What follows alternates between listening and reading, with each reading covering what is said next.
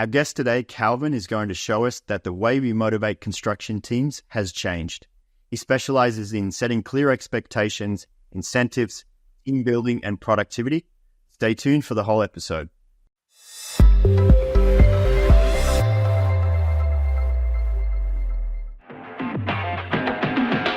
Okay, Calvin, welcome to the show. Yeah, thanks for having me. Great to be here. Excellent. So tell us a bit about your background and your leadership style. So you had a bit of a journey from Lafarge to becoming a B2B entrepreneur. Tell us about that story. Yeah. So I spent my whole career in construction. I started at Lafarge. They're a construction materials multinational. And I joined after my undergrad, and it was a leadership development program. So I got the benefit of rotating through the company. I got exposure to cement, concrete, asphalt paving construction. And I spent the last 5 years of my career there delivering aggregates, which is sand and stone. And we're delivering those to heavy civil construction projects.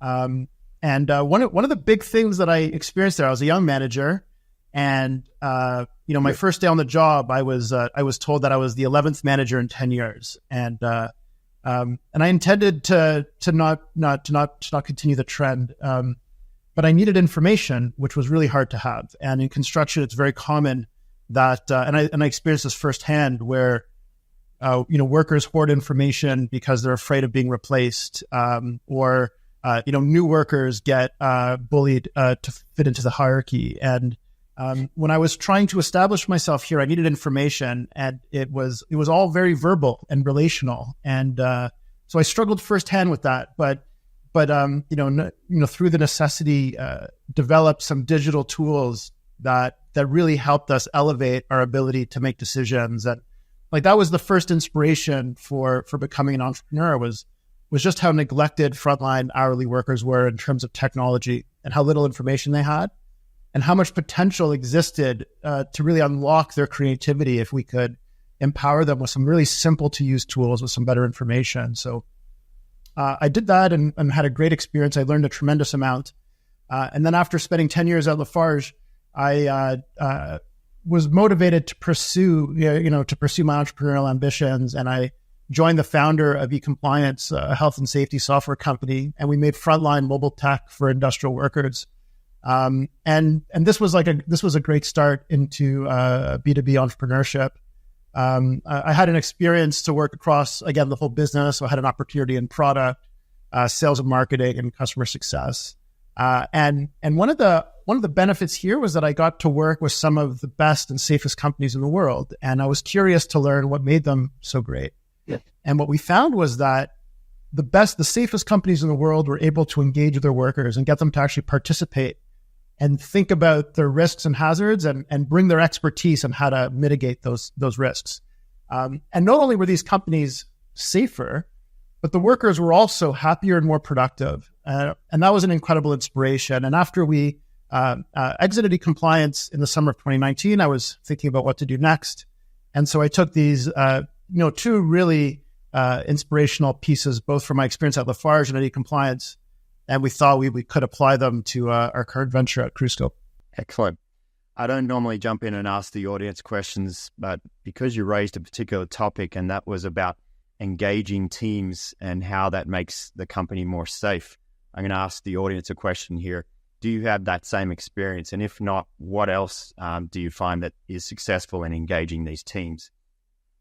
Calvin, thanks for that. I really appreciate the context there. It's really good to see where you've come from. So I'm interested to know how that experience influenced your leadership style and what you're going to bring to Crewscope.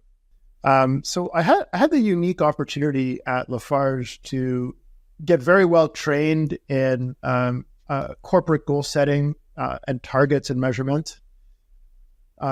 Certainly influenced me tremendously. But I also experienced, like I mentioned, being a young leader in the construction industry. And as you know, the industry can be very verbal. It's very anecdotal. It's really important to talk to people. And often the people doing the work on the front lines are super experienced. They have a lot of knowledge, and they often know the answers, or they often see the problems and they know the answers. And so really, I've tried to bring these two insights to my leadership style. And so really, for one, it's to get close to the people that are experts, get close to the people on the front lines. And just by talking to them and asking them about how they see things and what their ideas are for how to solve them, usually there's, that the answer's right there. At the same time, being very deliberate in setting targets and goals. There's far more work to do on any given day or week than we're able to do, and it's important to be very focused and to be very disciplined with how we spend our time. And so we bring that same goal setting philosophy into our, both into our product, into CrewScope, but into how we run our business every week. So we often spend the beginning of the week just talking about what the priorities are, thinking about our capacity to execute, and then making sure that we're spending our time on the most important things. And then at the end of the week, we look back and we think about, have we done what we said we're going to do, and then focus on what's upcoming for the next week. So it's interesting. I've also worked in big businesses and startups, and they are different beasts. But I heard a really good saying. It's something like most people overestimate what they can do in 1 week and underestimate what they can do in 1 year. So I sort of take that same philosophy as making sure that you're realistic about what you can do in any given week. But with that sort of comes motivation. So I know that a lot of what you're about and what CrewScope is about here is motivation for construction crews. So what's it all about? How do you keep teams motivated in construction? Yeah. Well, let me first answer your question by telling you what doesn't work and what surely kills motivation. So, and this is coming from primary interviews, over 100 that we've done with laborers and operators, and leaders in the industry. And so what we've seen time and again is that threats do not work. It wasn't so long ago that, threats were how you motivated workers on a job site.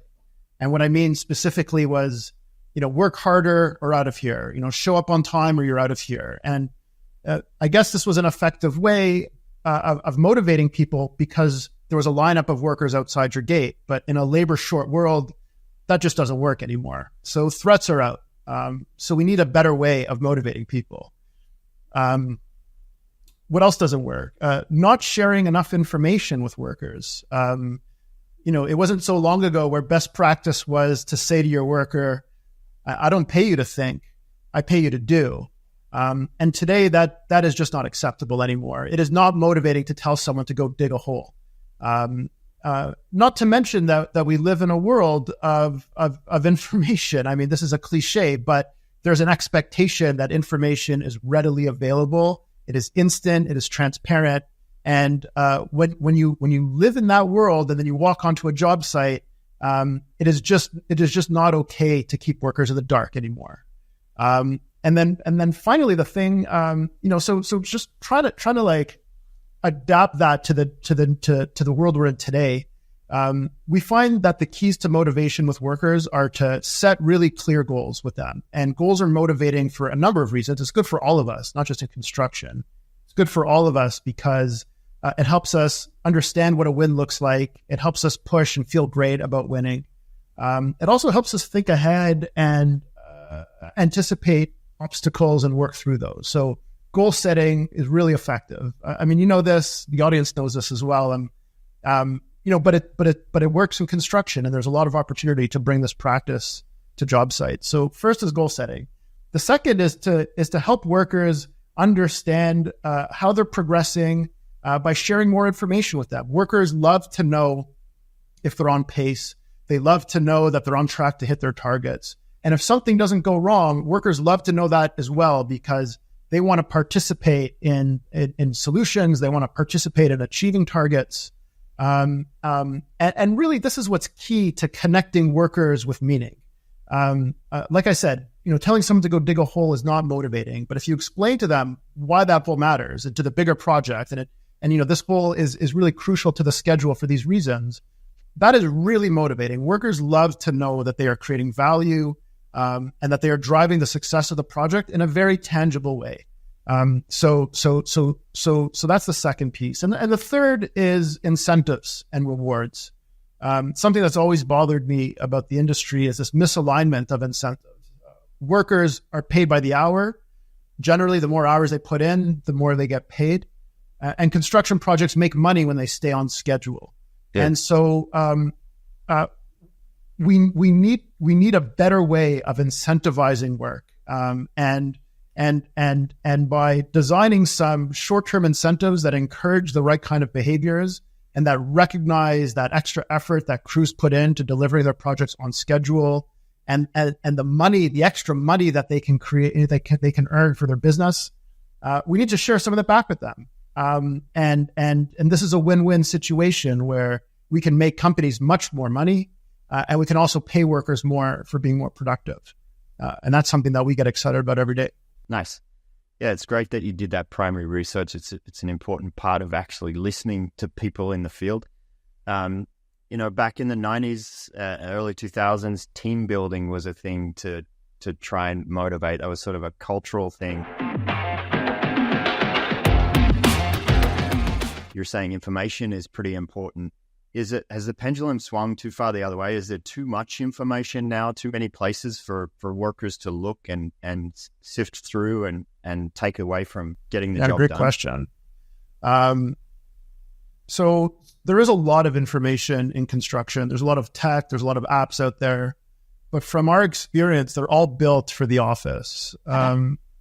Workers on a job site, I'm talking about your laborers, your operators, your installers, they largely operate in an analog world, and they have no technology. For them, their only source of information is their site leader to verbally share with them what they're working on and how they're progressing, and if they've had a good week or not.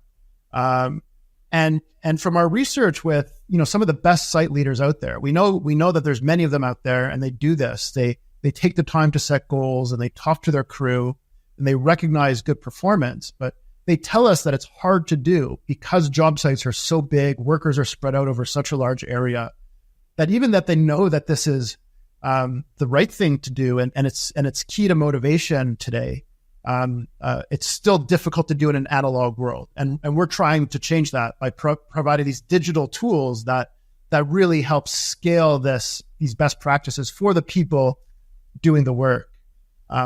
And you mentioned one thing before around team building, and that is still really important today.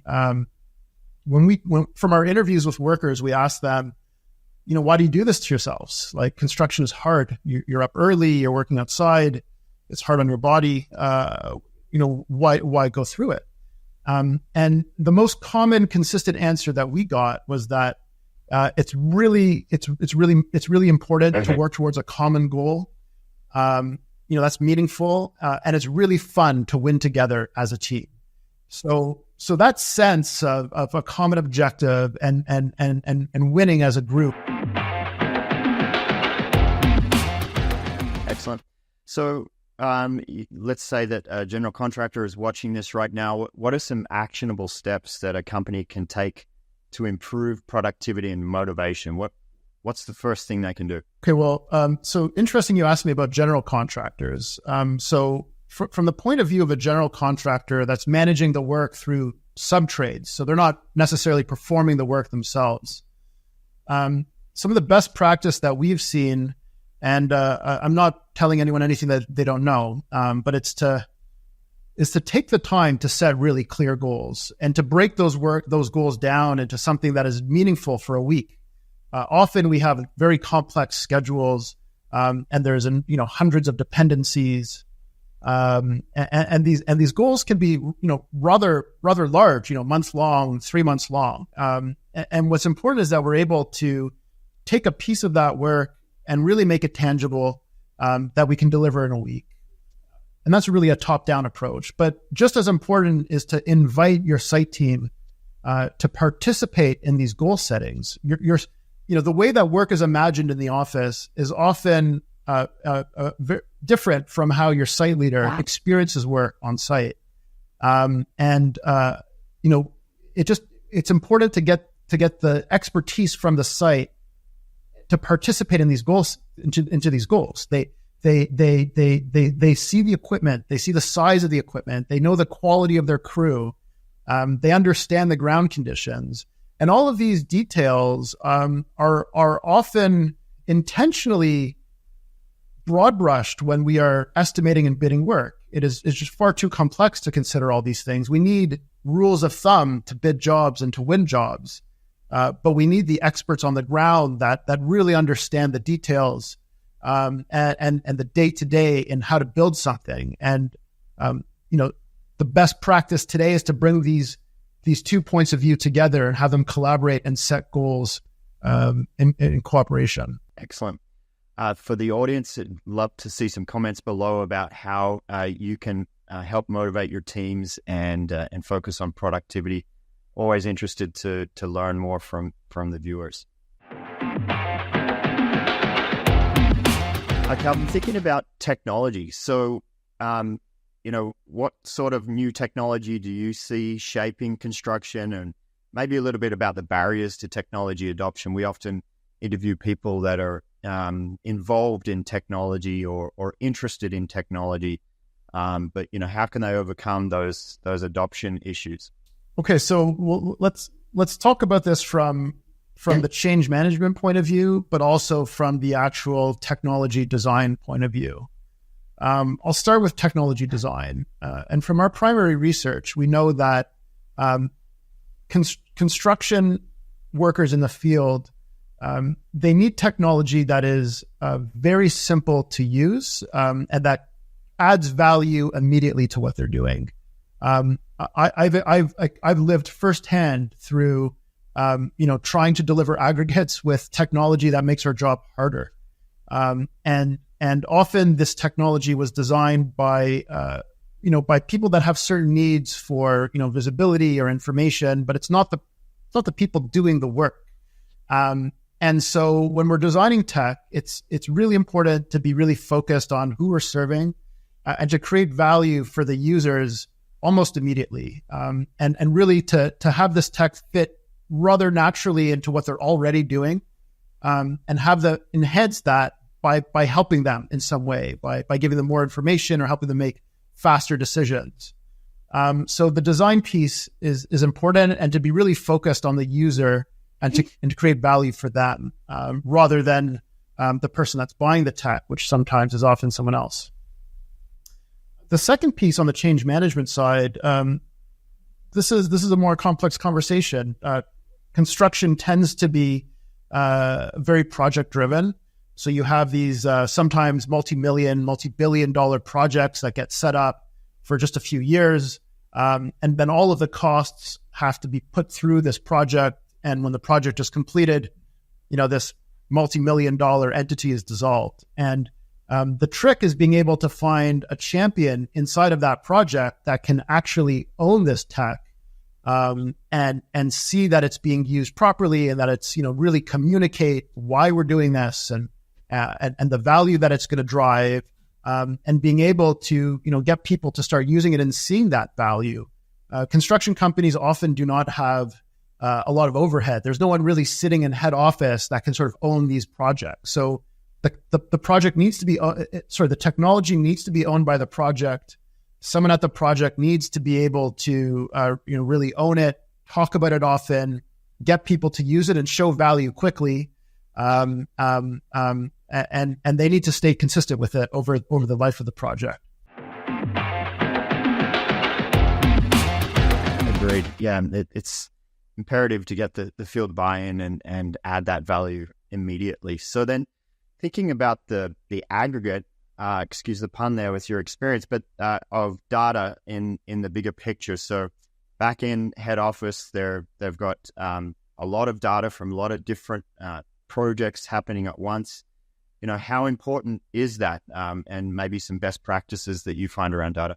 So data is the future, absolutely, but it has to be useful, and I think that's the challenge today that we're seeing, is that there's so many different tools out there. There's so much data that we have, but it's not being used. And so I would say that, we have to be very clear about the kind of data that we need and how we're going to use this data to make better decisions. Because I would say right now, construction offices are inundated with data. They're inundated with data from all different parts, and it's very, very difficult to actually make use of this data. They almost need full-time analysts that are able to process, to receive it, to process, to format, to share it out, to explain what it means, to interpret the data. And they're only actually ever getting to a fraction of the data that they have. And so data has to be useful. So we have to introduce data in a way that can drive decisions. And we're very clear about the data that we need first to make those decisions. And then we're going to present it in a way that is fairly simple to digest and understand, and then make a quick action off of. I could continue talking around how some of the advances with AI, I know, very popular today as a sort of a catch-all, magical black box. I think, again, we need to be very targeted and specific with the kinds of data we're going to give to these large language models and the kinds of outputs that we need to make better decisions. Because just trying to pump a bunch of data into a black box and ask a robot to make better decisions is not going to happen. Yeah, it's certainly an interesting field with these large language models and the opportunity that exists. But yeah, to your point, it needs to be able to extract the right things. And they're not the answer to everything, but certainly a fresh opportunity. Calvin, I want to thank you for being on the show. It's fantastic to see that intersection of technology and motivation, the high tech and the EQ side of things. So I applaud what you're doing, and I appreciate you being here. Well, thank you very much. Appreciate the opportunity. All right. And thanks to the audience. If you'd like to see more of these interviews, don't forget to like and subscribe. We'll see you next time. Thanks.